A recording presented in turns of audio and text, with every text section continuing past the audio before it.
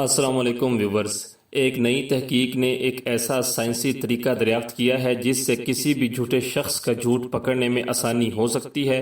تحقیق کے مطابق سچائی بتانے کے مقابلے میں جھوٹ بولنے میں بہت زیادہ دماغ اور توانائی خرچ ہوتی ہے، اور یہی وجہ ہے کہ کسی بھی مشکوک شخص سے اس دوران کوئی کام کروایا جائے تو وہ اس کام کو ٹھیک طرح سے انجام نہیں دے سکتا۔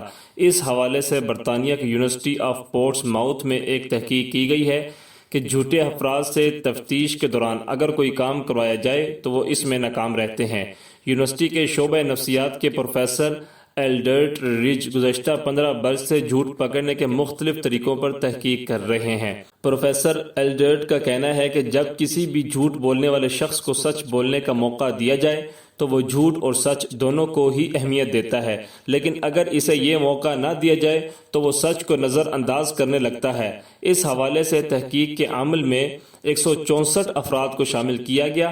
پہلے ان لوگوں سے کہا گیا کہ عام طور پر خبروں میں سامنے آنے والے سماجی معاملات اور رجحانات کی تائید یا مخالفت کریں۔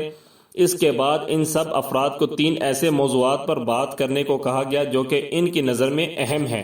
پھر ان افراد کو 2 گروپس میں بانٹا گیا۔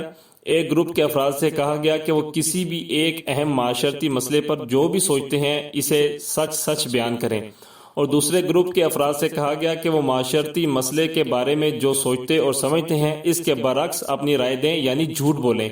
اس تحقیق کے دوران جھوٹ بولنے والے گروپ کے افراد سے جیسے ہی گفتگو کے دوران اپنی گاڑی کا 7 ہندسوں پر مشتمل رجسٹریشن نمبر بتانے کو کہا گیا تو حیرت انگیز طور پر اس گروپ کے آدھے افراد اپنی گاڑی کا رجسٹریشن نمبر نہیں بتا سکے کیونکہ ان کا دماغ جھوٹ بولنے میں مشغول تھا۔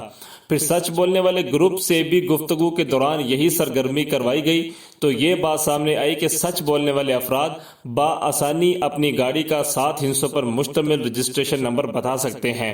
اس تحقیق سے یہ بات ثابت ہو گئی کہ کسی بھی جھوٹ بولنے والے شخص کو اس عمل سے بآسانی پکڑا جا سکتا ہے۔